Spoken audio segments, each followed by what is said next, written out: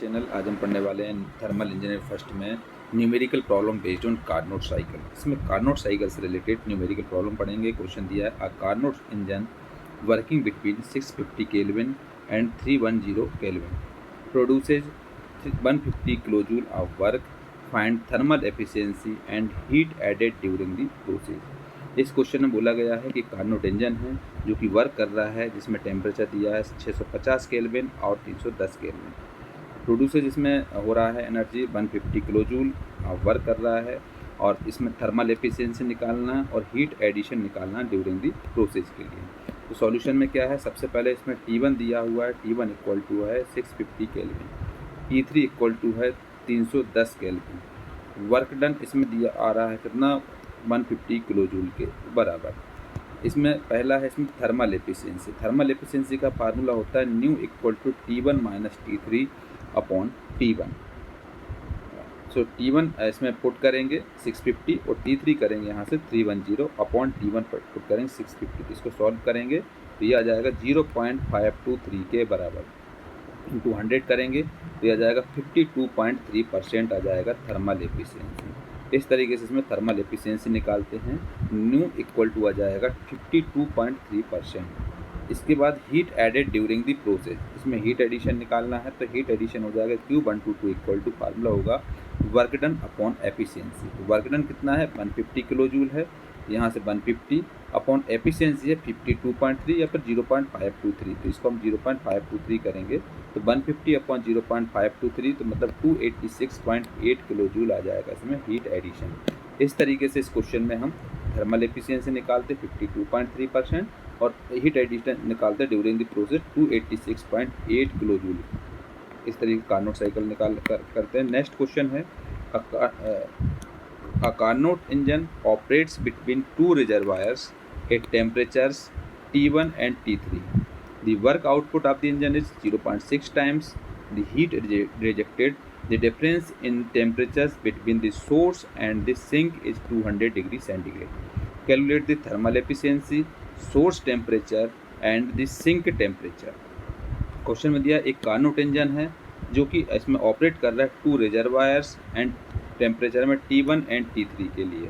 Work output हो रहा है इसमें इंजन में 0.6 टाइम्स ऑफ हीट रिजेक्टेड के फॉर्म में। तो इसमें टेम्परेचर डिफरेंस है सोर्स एंड सिंक के बीच में 200 डिग्री सेंटीग्रेड, और इसमें कैलकुलेट करना है thermal efficiency, source temperature and sink temperature क्या होगा ये निकालना है। सॉल्यूशन में सबसे पहले गिवन लिखेंगे। गिवन में जो वर्क डन है, वर्क आउटपुट हो रहा है वो कितना, और 0.6 टाइम्स ऑफ हीट रिजेक्टेड। तो यहाँ work equal W equal to 0.6 into heat rejected होगा। तो हीट रिजेक्ट किस में होता है, 3 to 4 में होता है। हमको साइकिल्स के प्रोसेस से पता चलेगा हीट एडिशन किस में होता है और हीट रिजेक्टेड किस में होता है। तो 3 to 4 में हीट रिजेक्ट होता है तो 0.6 इंटू Q324 आ जाएगा। और इसमें जो टेम्परेचर का डिफरेंस दिया हुआ है वो T1 minus T3 equal to दिया है 200 डिग्री सेंटीग्रेड। तो लिखा है the difference between of temperatures source and sink, source और सिंक के टेम्परेचर के डिफरेंस में है T1 minus T3 equal to 200 degree centigrade.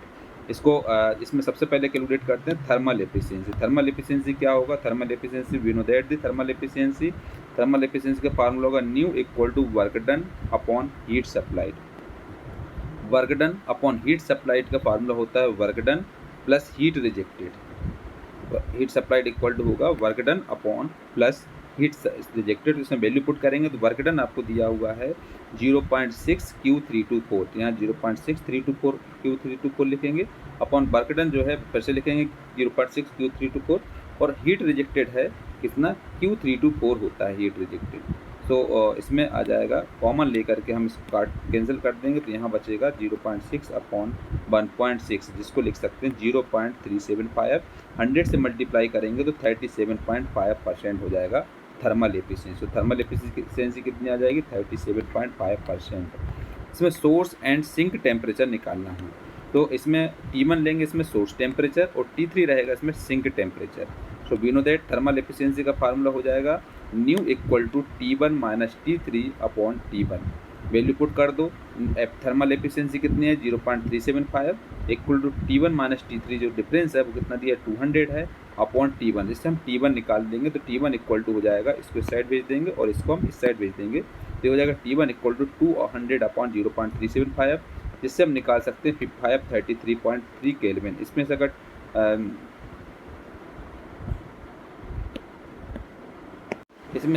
273 minus कर देंगे तो इसमें 260.3 डिग्री सेंटीग्रेड आ जाएगा टेम्परेचर। तो T3 निकालेंगे तो T3 इक्वल टू, चूँकि आपको मालूम है different T1 minus T3 equal 200 था, जैसे T3 भी निकालेंगे तो T3 equal to T1 minus 200, 260.3 minus 200 तो आ जाएगा 60.3 डिग्री सेंटीग्रेड आ जाएगा थर्ड वाला टेम्परेचर। तो सोर्स का टेम्परेचर T1 आ जाएगा कितना, T1 आ जाएगा 260.3 डिग्री सेंटीग्रेड और सिंक का टेम्परेचर आ जाएगा T3 equal to 60.3 degree centigrade. इस तरीके से क्वेश्चन को करना है। नेक्स्ट क्वेश्चन है, an engineer claims as engine to develop 3.75 kilowatt on testing the engine consumes 0.44 kilogram of fuel per hour having a calorific value of 42,000 kilojoule per kilogram.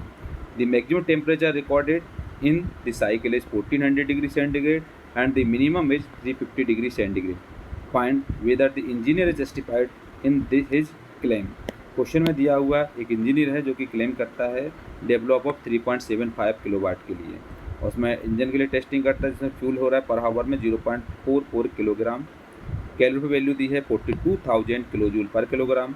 इसमें maximum temperature record किया हुआ 1400 degree centigrade और minimum temperature record किया हुआ 350 degree centigrade. तो find the engineer justified in his claim. तो इसमें सबसे पहले क्या करेंगे, सॉल्यूशन में गिवन लिखेंगे, पी दिया हुआ है क्या, पावर 3.75 किलोवाट, फ्यूल कंज्यूम्ड कितना हो रहा है 0.44 किलोग्राम ऑफ फ्यूल पर हावर, तो फ्यूल कंज्यूम्ड हो जाएगा 0.44 किलोग्राम पर हावर। कैलोरी की वैल्यू दी हुई है सी बी 42,000 किलोजूल पर किलोग्राम, तो कैलोरी की वैल्यू 42,000 किलोजूल पर किलोग्राम। टेम्परेचर, मैक्सिमम टेम्परेचर है T1 equal to 1400 degree centigrade, kelvin में चेंज करेंगे तो 1400 प्लस 273 तो हो जाएगा 1673 डिग्री केल्विन के बराबर। सिमिलरली मिनिमम टेम्परेचर निकालेंगे तो कितना है, T3 इक्वल टू दिया है 350 डिग्री सेंटीग्रेड, जिसको लिखेंगे 350 प्लस 273, इससे आ जाएगा 623 केल्विन आ जाएगा मिनिमम टेम्परेचर। इस तरीके से हम इसमें गिवन लिखते हैं। गिवन में पावर आ जाएगा 3.75 किलोवाट, फ्यूल कंज्यूम्ड है 0.44 किलोग्राम पर हावर, कैलोरीफिक वैल्यू है 42,000 किलोजूल पर किलोग्राम, हाई टेम्परेचर है जो मैक्सिमम टेम्परेचर 1400 डिग्री सेंटीग्रेड जिसको हम 1673 केल्विन लिखेंगे, और T3 रहेगा मिनिमम टेम्परेचर 350 डिग्री सेंटीग्रेड जिसको हम 623 डिग्री केल्विन के बराबर लिखते हैं। So we know that the maximum efficiency between two specified temperature is that the Carnot cycle. तो nu Carnot efficiency equal to हो जाएगा T1 minus T3 upon T1। Value put कर दो, T1 हमको ये दिया हुआ और T3 हमको ये दिया है, वैल्यू पुट कर दो, T1 की जगह पर 1673 माइनस T3 हो जाएगा 623 अपॉन 1673। इसको सॉल्व करते हैं तो ये आ जाएगा 0.627, तो ये आ जाएगा 62.7% के बराबर ये थर्मल कार्नोट एफिशिएंसी आ जाता है। कार्नोट एफिशिएंसी इस तरीके से निकालते हैं, क्योंकि we also know that the heat supplied to the engine by the fuel, तो ये हो जाएगा fuel consumed into calorie value of fuel हो जाएगा। तो कितना कंज्यूम कर रहा है फ्यूल 0.44 इंटू कैलोरी वैल्यू कितनी दी फ्यूल की 42,000, सॉल्व करेंगे तो ये जाएगा 18,480 किलोजूल पर हावर, तो हो जाएगा 5.13 किलोजूल पर second. So and work done by the engine 3.75 kilowatt हो जाएगा, जिसको हम लिख सकते हैं 3.75 किलोजूल पर सेकेंड के बराबर। एफिशिएंसी कितनी क्लेम्ड होगी, work done upon heat supplied.